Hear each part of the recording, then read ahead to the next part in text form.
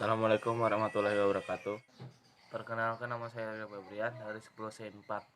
Di sini saya akan menjelaskan tentang perubahan lingkungan dan dampak bagi kehidupan. Perubahan keseimbangan lingkungan.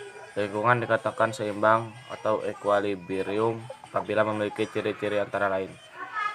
1. Lingkungan yang di dalamnya terdapat pola-pola interaksi meliputi arus energi, daur materi, rantai makanan, jaring-jaring makanan, piramida ekologi, daur biokimia, dan produktivitas. Melalui pola-pola interaksi tersebut, pertumbuhan dan perkembangan organisme berlangsung secara alami, sehingga tidak ada organisme yang mendominasi terhadap organisme lainnya. Lingkungan yang homostatis, yaitu lingkungan yang mampu mempertahankan terhadap gangguan alam, baik gangguan secara alami maupun buatan. Lingkungan yang memiliki daya dukung lingkungan, yaitu lingkungan yang mampu mendukung semua kehidupan organisme. Karena dalam lingkungan terdapat berbagai sumber daya alam atau hayati dan non-hayati, terbentuknya lingkungan yang klimaks, yaitu lingkungan yang banyak ditumbuhi pohon-pohon atau terbentuknya hutan. Keseimbangan lingkungan merupakan keseimbangan yang dinamis, artinya keseimbangan yang dapat mengalami perubahan, tetapi perubahan ini bersifat menjaga keseimbangan komponen lain, bukan berarti menghilangkan komponen yang lainnya, karena perubahan komponen yang bersifat drastis akan mempengaruhi perubahan komponen lainnya. Sebagai contoh, hilangnya atau musnahnya salah satu komponen atau tingkatan trofi pada piramida ekologi atau rantai makanan, maka menyebabkan dampak perubahan pada komponen sebelumnya maupun sesudahnya. Hal inilah yang mengakibatkan lingkungan tersebut menjadi tidak stabil. Manusia memiliki peran yang sangat penting untuk menciptakan keseimbangan lingkungan melalui akal pikiran, kemajuan teknologi, dan sifat keserakahan. Manusia berusaha memanfaatkan atau mengeksploitasi sumber daya alam semaksimal mungkin, sehingga semakin besar jumlah penduduknya menyebabkan penurunan keseimbangan lingkungan. Faktor yang mempengaruhi dinamika penduduk atau jumlah penduduk antara lain natalitas atau kelahiran, mortalitas atau kematian, imigrasi masuknya penduduk, dan emigrasi keluarnya penduduk. Perubahan lingkungan. Pada lingkungan yang stabil secara ekologis, adanya gangguan dalam lingkungan dalam dinetralisir melalui proses-proses dalam ekosistem. Misalnya arus energi, daur materi, rantai makanan, siklus biokimia. Adanya perubahan pada salah satu komponen dalam lingkungan menyebabkan segala proses dalam ekosistem terganggu. Hal ini menyebabkan terputusnya rantai makanan, sehingga menyebabkan meningkatkan populasi jenis lainnya. Dampak selanjutnya adalah terjadinya gangguan bagi semua organisme dalam ekosistem. Perubahan lingkungan dapat disebabkan oleh faktor alami, yaitu perubahan yang disebabkan oleh kejadian alam atau proses alam. Misal, gempa bumi, gunung meletus, gelombang tsunami, erosi, banjir, angin topan, dan sebagainya.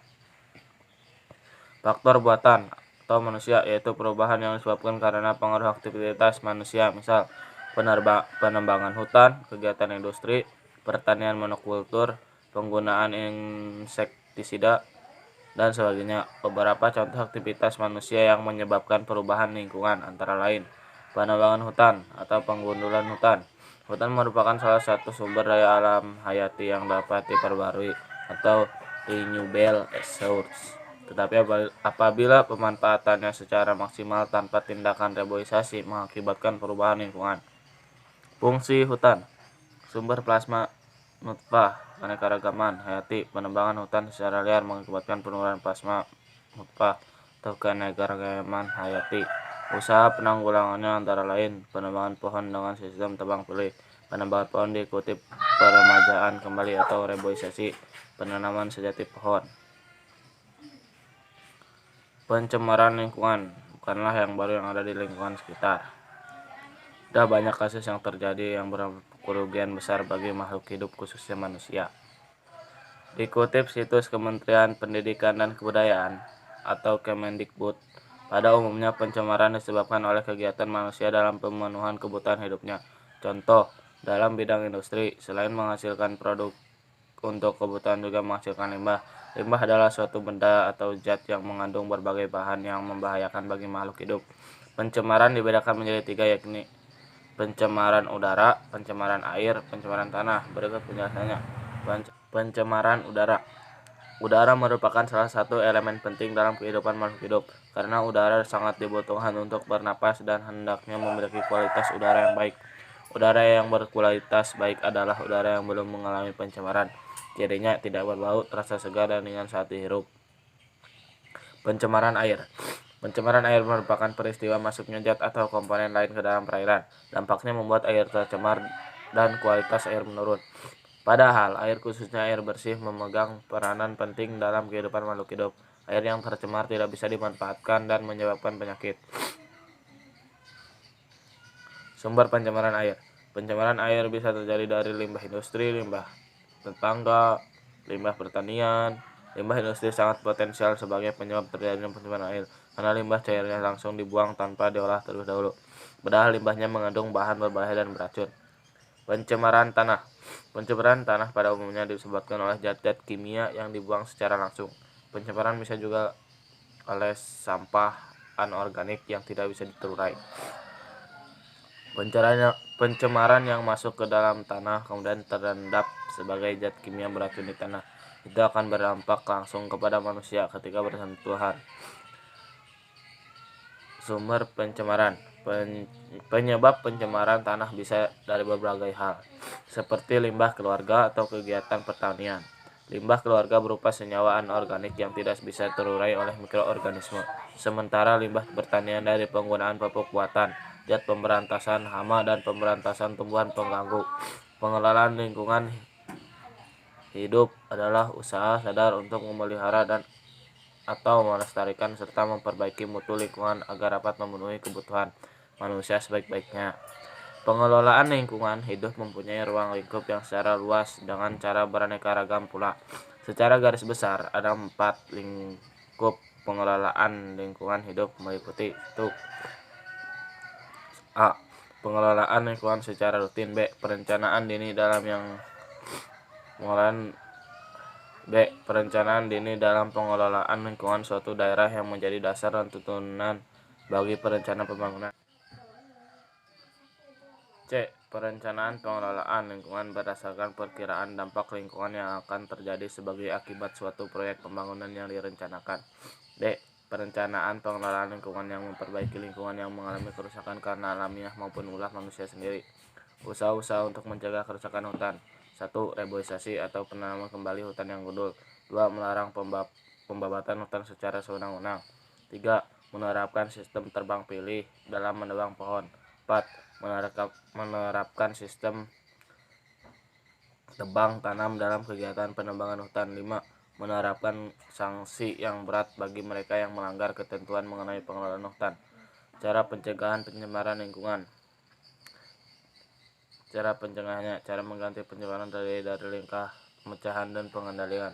Langkah mengatasi pada prinsipnya mengurangi pencemaran dari sumber untuk mencegah perubahan lingkungan yang lebih berat di lingkungan yang terdekat, misalnya dengan mengurangi jumlah sampah yang dihasilkan, menggunakan kembali atau reuse dan daur ulang atau recycle.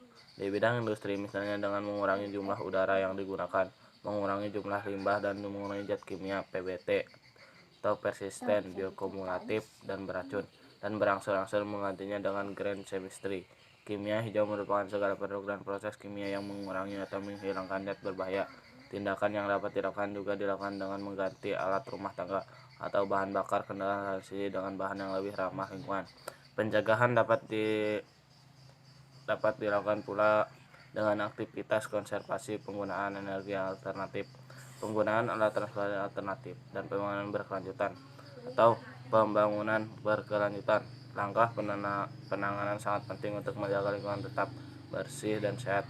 Pengendalian dapat digunakan untuk membuat standar baku mutu lingkungan, pemantauan lingkungan, dan penggunaan teknologi untuk mengatasi masalah lingkungan. Untuk masalah global seperti perubahan iklim, penipisan lapisan ozon, dan pemanasan global diperlukan kerjasama semua pihak antara satu negara dengan negara lain.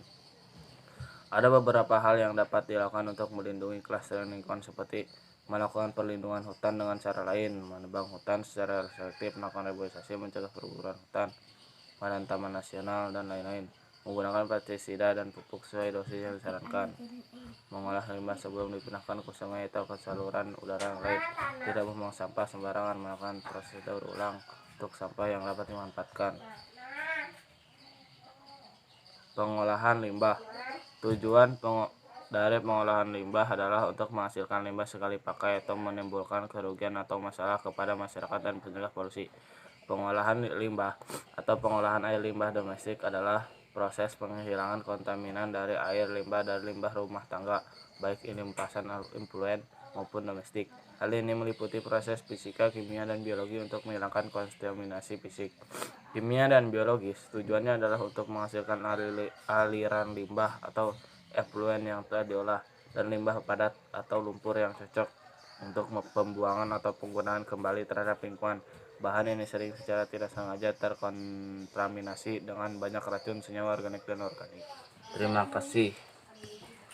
Semoga bermanfaat. Wassalamualaikum warahmatullahi wabarakatuh.